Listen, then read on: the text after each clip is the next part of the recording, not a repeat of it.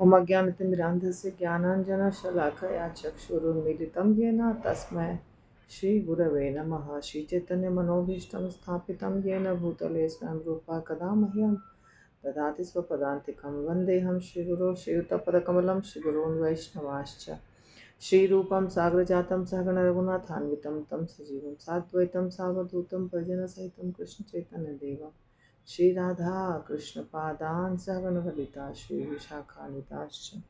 जय श्री कृष्ण चैतन्य प्रभु नित्यानंद श्री अद्वैत गदाधर शिवासादि गौर भक्त वृंद। हरे कृष्ण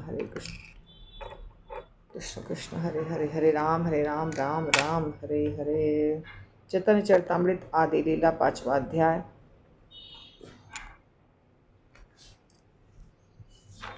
श्लोक संख्या 22 जो चल रहा था वही हम कंटिन्यू कर रहे हैं, क्योंकि परपोर्ट इसका बहुत बड़ा है। इसमें श्रील प्रभुपाद श्रील रूप गोस्वामी ब्रह्म संगीता का श्लोक कोट किए हैं और श्रील प्रभुपाद उसका वर्णन कर रहे हैं। तो हमारा चल रहा है ये पहला, दूसरा, तीसरा, चौथा, 5वां, 6वां, 7वां, 8वां, 9वां नंबर पैराग्राफ। तो इस धरा लोक की बात जाने दें, यह सारा ब्रह्मांड अपनी आकाश गंगाओं में बिखरे असंख्य ग्रहों समेत एक बोरे सरसों में से एक सरसों के बीज के तुल्य है। इसका वर्णन हो चुका था। किंतु बेचारा भौतिकतावादी यहाँ पर सुख से रहने की योजना बनाता है और अत्यंत मूल्यवान मानव ऊर्जा को ऐसे कामों में नष्ट करता है जिनका विनाश होना है। यदि वह व्यापारिक चिंतन में अपना समय न बिताकर सादगी से रहने और आध्यात्मिक चिंतन में लगाता तो वह अंतहीन भौतिकतावादी अशांति से अपने को बचा सकता था। तो ये सोच है। चूँकि श्रील प्रभुपाद एक भक्त हैं, इसीलिए श्रील प्रभुपाद कह रहे हैं कि भक्ति करना चाहिए और इस दुनिया को, इस दुनिया में जो भी रह रहे हैं तो इस दुनिया को सुखमय दुनिया बनाने की कोशिश नहीं करनी चाहिए और ज़्यादा कंफर्टेबल, आरामदायक, भोग विलास करने के लायक ऐसा बनाने की कोशिश नहीं करना चाहिए। ये संभव भी नहीं है और इसमें समय बहुत ज़्यादा बर्बाद होता है। जो मानव शरीर है बहुत कीमती, उसका दुरुपयोग हो जाता है। तो उसका सदुपयोग कैसे है कि आध्यात्मिक चिंतन में, आध्यात्मिक सेवा में, भक्ति में अपना समय बिताएं ज़्यादा से ज़्यादा। और ये दुनिया में जो भी है उसके ऊपर ज़्यादा ध्यान ना दें। सिर्फ अपना जीवन चलाना है, शरीर को ठीक रखना है ताकि भक्ति कर सके, उतना ध्यान देना है बस। इससे ज़्यादा ध्यान देने की ज़रूरत नहीं है, समय बर्बाद करने की ज़रूरत नहीं है। अगला पैराग्राफ।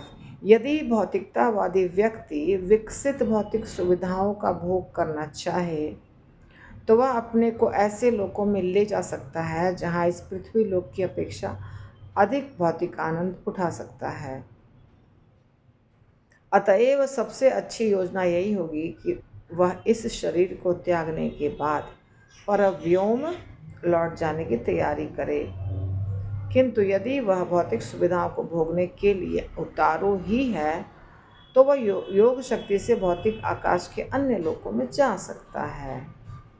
इस कार्य के लिए अंतरिक्ष यात्रियों के खिलौने तुल्य यान बचकाना सिद्ध होंगे। तो प्रभुपाद कह रहे हैं कि देखिए, सबसे अच्छी बात तो ये है कि हम आध्यात्मिक जगत में जाने की कोशिश करें। इस भौतिक जगत से ऊपर जो आध्यात्मिक जगत है, जहाँ सब वैकुंठ धाम है, वहाँ जाने की कोशिश करें, क्योंकि वहाँ जाने से आपका हमेशा के लिए ये जो जन्म मृत्यु का चक्कर है ये सब समाप्त हो जाएगा। दुख, बीमारी, तकलीफ सब समाप्त हो जाएगा। लेकिन यदि आप चाहते हैं कि नहीं, हमको नहीं जाना है आध्यात्मिक जगत, हमको यहीं पर एंजॉय करना है, तो यहाँ पर भी बहुत सारे लोग हैं धरती जो हम जिस पर रह रहे हैं, जो जिस लोक में रह रहे हैं, उसके सिवाय और बहुत सारे लोग हैं जहाँ यहाँ से ज़्यादा सुख सुविधा है, यहाँ से ज़्यादा संपन्नता है। अच्छा शरीर, अच्छा भोजन, अच्छे कपड़े, अच्छा वातावरण, कम दुख, ये सब है। तो फिर वहाँ जाने की कोशिश करें। पर वहाँ जाने के लिए आप जो विमान बनाते हैं, इस दुनिया के लोग जो विमान बनाते हैं, उसमें बैठ के नहीं जा सकते।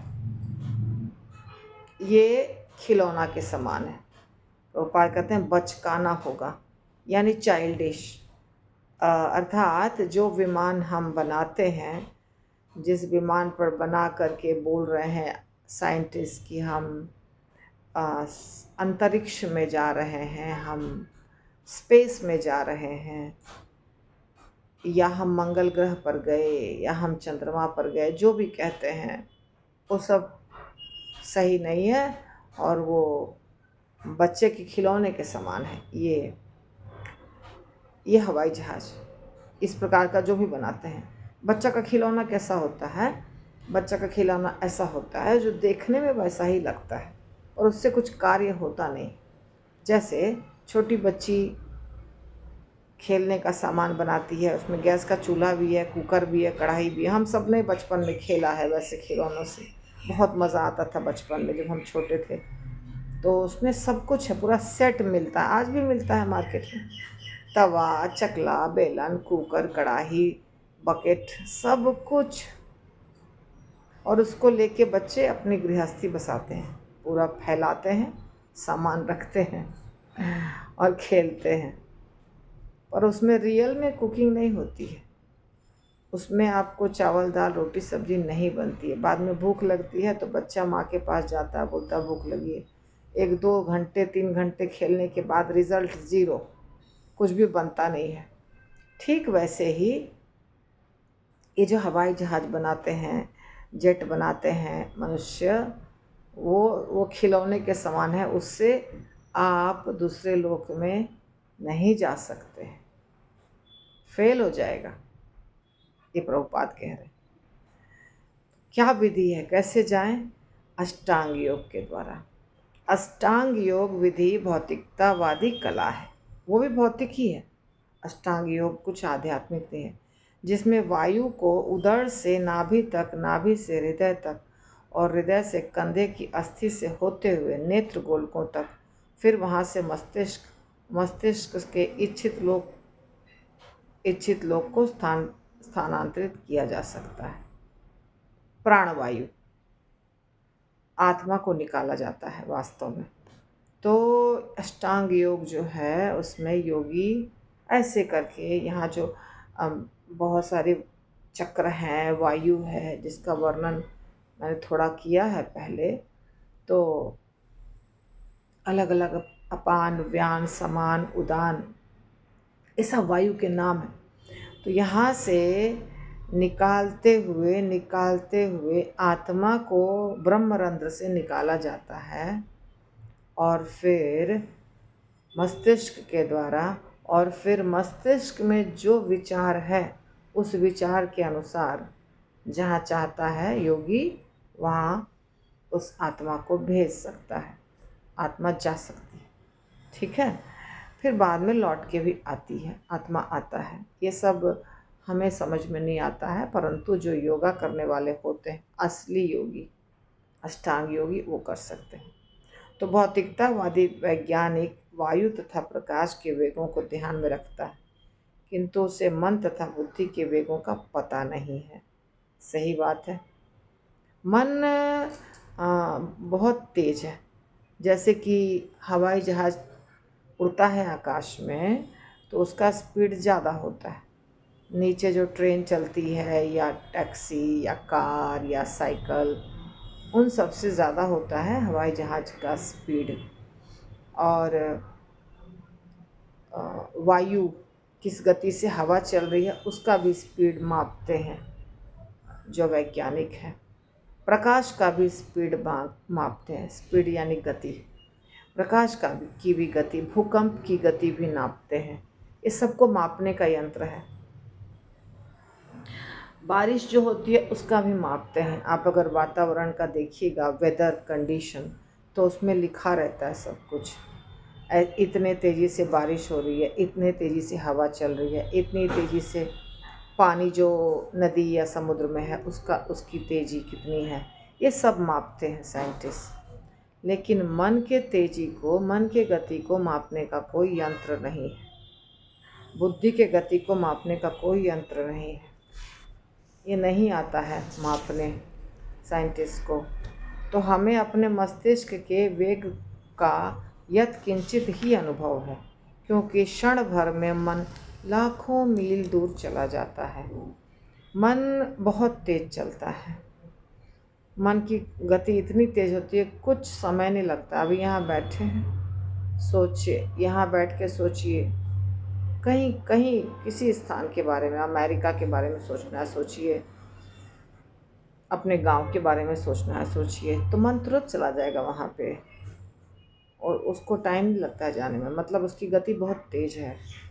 बुद्धि इससे भी ज़्यादा तेज है, सूक्ष्म, और बुद्धि से सूक्ष्म आत्मा, जो मन तथा बुद्धि की तरह पदार्थ न होकर प्रतिपदार्थ होता है। तो आत्मा जो है वो आध्यात्मिक है, दिव्य है, सच्चिदानंद है। तो आत्मा सबसे ज़्यादा सूक्ष्म है। आप सोचिए फिर आत्मा की गति कितनी होगी, बहुत तेज़ गति से। इसलिए तो जब यमदूत लेकर जाता है किसी मृत व्यक्ति को यहाँ से, बहुत तेज़ी से वो ले जाता है यमराज की यमपुरी में, और यमपुरी में जाके हिसाब किताब होता है, सब कुछ होता है। फिर उसको ला के वापस इस नर्क वगैरह सब दिखाया जाता है। फिर बाद में यहाँ छोड़ दिया जाता है, जहाँ अंतिम संस्कार उसका हो रहा है। फिर लास्ट 10वें दिन उसको एक देह तैयार होता है, उसका जो खिलाया जाता है उसको, आत्मा को एक देह तैयार होता है छोटा सा। फिर उसको लेके जाता है यमदूत, जिसको सज़ा मिलती है। ये उसकी बात हो रही है जो मुक्त नहीं हो पाया, बद्ध है, उसकी बात हो रही है। जो मुक्त हो जाता है उसको कुछ नहीं, उसको 10 दिन नहीं, जिस समय मृत्यु हुई उसी समय विमान आएगा, चला जाएगा, वो ख़त्म। उसका 10 कर्म वगैरह नहीं होता है। यहाँ पे लोग करते हैं परंतु वो रुकता नहीं है, चला जाता है। और जिसको स्वर्ग मिलता है उसका क्या होता है, उसके लिए भी विमान आता है स्वर्ग से। तो ये सब हिसाब किताब यमराज जी को पता है, मुझे ज़्यादा पता नहीं है। जितना थोड़ा बहुत पढ़ाई किया उसके हिसाब से मैंने बताया। इसके बहुत किताबें होंगी, इसके बारे में बहुत ग्रंथ होंगे, मुझे मिला नहीं है ठीक से। पर इतना जो बताया वो गरुड़ पुराण में लिखा हुआ है, कि गरुड़ पुराण में कि कैसे यमदूत लेके जाता है और वापस लाके छोड़ता है, ये सब होता है। तो आत्मा की गति बहुत तेज़ होती है, लाखों गुना सूक्ष्म होता है आत्मा बुद्धि से। और इस तरह हम एक लोक से दूसरे लोक की यात्रा करते हैं। करते समय आत्मा के वेग की कल्पना कर सकते हैं। तो आत्मा अपने वेग से चलेगा तो फिर तो बहुत तेज़ पहुंच जाएगा। यहाँ से मंगल ग्रह पे जाना है, बहुत तेज़ी से जा सकता है। ध्रुव लोक जाना है, बहुत तेज़ी से जा सकता है, उसको जाने में समय नहीं लगेगा। यह कहना व्यर्थ नहीं है कि आत्मा अपनी शक्ति से यात्रा करता है, किसी प्रकार के भौतिक ज्ञान की सहायता से नहीं। ये जो विमान आता है किसी के लिए, विष्णुदूत आते हैं, विमान आता है, या स्वर्ग से विमान आता है, या गोलोक धाम से आता है, या कहीं से, वो तो उनके वो जो आत्मा है उसके स्वागत के लिए भगवान भेजते हैं, इसलिए उसको उस पर बैठा के ले जाया जाता है, ठीक है। लेकिन बिना किसी विमान के भी आत्मा जा सकता है। जो योगी लोग होते हैं उनकी आत्मा बिना किसी विमान के दूसरे लोक में जाती है। भोजन, निद्रा, भय तथा इंद्रिय तृप्ति की पशु सभ्यता ने आधुनिक मनुष्य को गुमराह बना दिया है, जिससे वह यह नहीं समझ पाता कि उसकी आत्मा कितनी शक्तिशाली है। जैसा कि पहले कहा जा चुका है, आत्मा सूर्य, चंद्रमा या बिजली से लाखों गुना शक्तिशाली एवं दीप्ति युक्त है। जब मनुष्य अपनी पहचान आत्मा के रूप में नहीं कर पाता तो उसका जीवन व्यर्थ हो जाता है। चैतन्य महाप्रभु श्री नित्यानंद प्रभु के साथ मनुष्य को इसी प्रकार की भ्रामक सभ्यता से बचाने के लिए प्रकट हुए। तो दुनिया में जो चीज़ है, रिक्वायरमेंट हमारी, खाना पीना, सोना और डर लगता है, 4 चीज़ें जो आहार, निद्रा, भय, मैथुन, तो मनुष्य उसके अंदर ही परेशान है। थोड़ा सा जो व्यक्ति थोड़ा सा सूक्ष्म बुद्धि रखता है, एडवांस जिसका दिमाग है, बुद्धि है, वो फिर आध्यात्मिक चीज़ों के बारे में सोचता है। लेकिन जब तक भौतिक ब्लंट है बुद्धि एकदम, वो सिर्फ क्या खाएं, कब सोएं, जल्दी से सो जाएं, आरामदायक बिस्तर पे सो जाएं, खाएं पिएं, मौज करें, बस इतना चीज़ भोग विलास करें, इससे ज़्यादा नहीं सोच पाता है। ये है उसकी समस्या। तो इसमें ही वो और इसी को बढ़ाया जा रहा है। मतलब आजकल के ज़माने में आध्यात्मिकता के ऊपर बल नहीं दिया जा रहा है, कैसे ज़्यादा अच्छे से इंद्रिय तृप्ति कर सकें उसके ऊपर बल दिया जा रहा है। कोई भी चीज़, अब जैसे भोजन है तो चावल, दाल, रोटी, सब्जी, दूध, दही, फल, इतनी चीज़ें हैं, ठीक है। तो इतनी चीज़ें शरीर को चाहिए। ये तो पहले भी था, आज भी है ना। ये पहले भी था, 50 साल पहले जाएंगे तो भी सब कुछ था, और आज भी है। पर पहले लोग सिंपल खाते थे, पेट भरता था, स्वास्थ्य भी अच्छा रहता था, समय भी ज़्यादा नहीं लगता था खाने में या बनाने में। अब वही सब है, चावल, दाल, रोटी, सब्जी ही है, दूध, दही ही है, पर उसको बहुत कॉम्प्लिकेटेड कर दिया गया है। बारिश हो रही है उसको बहुत कॉम्प्लिकेटेड कर दिया गया है। कैसा? हर चीज़ का एक वर्जन बना दिया गया है। अब चिप्स, आलू है, तेल है, चिप्स है, या पिज़्ज़ा, पास्ता, मैक्रोनी, बर्गर, इसमें क्या है? आटा, सब्ज़ी, तेल, इसी का अलग अलग रूप है ना। बटर डालो या चीज़ डालो या ऑयल डालो, सब फैट है। और मैदा लो या गेहूं का आटा लो, आटा ही है। सब्जियां कुछ एक्स्ट्रा नहीं है, लेकिन बनाने का तरीका अलग कर दिया है, और पैक कर कर के बेचना भी एक शुरू कर दिया है, जिसके कारण जीवन में वही करने के पीछे सब लोग, जीवन में कितना अच्छा से खा लें, कितना ज़्यादा खा लें, कितनी बार खा लें, उधर ध्यान है लोगों का। जो रेसिपीज़ हम लोग भी देखते हैं, रेसिपीज़ पहले के ज़माने का आप देखिए, जगन्नाथपुरी में जो पहले बनता था वही आज बन रहा है। जगन्नाथपुरी के मंदिर में पहले भी भगवान को खाजा, पुआ, ये सब चीज़, चावल, दाल, पहले भी वही बनता था, आज भी वही बन रहा है। सेम प्रसाद, कोई चेंज नहीं हुआ है। पर इस्कॉन में तो मार्केट में जो वैरायटी आता है वो सब माता जी बनाती हैं, और भक्त अपने घर में तो बनाते ही हैं। इसी प्रकार सब कुछ घर में बहुत कॉस्टली फर्नीचर और फर्निशिंग, घर को सजाना बहुत अच्छे तरीके से, गाड़ी बहुत महंगी लेना, कपड़े बहुत तरह के काट पीट के अलग अलग डिज़ाइन का बना के पहनना।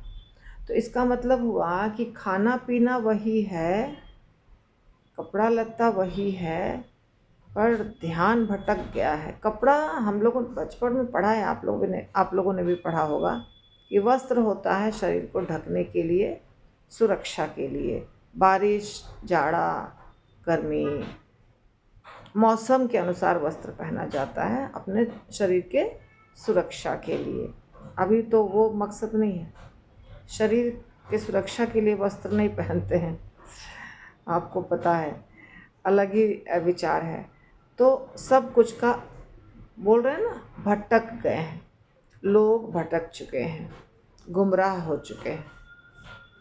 तो इन गुमराह जीवात्मा को चैतन्य महाप्रभु, नित्यानंद प्रभु रास्ते पे लाने के लिए प्रकट हुए, क्योंकि आत्मा बहुत शक्तिशाली है, पर अगर गलत दिशा में आत्मा कार्य कर रही है तो उसके शक्ति का क्या हो रहा है, दुरुपयोग, बर्बाद हो रहा है, समय बर्बाद हो रहा है, सब कुछ बर्बाद हो रहा है। ठीक है ना, यही समझा रहे हैं।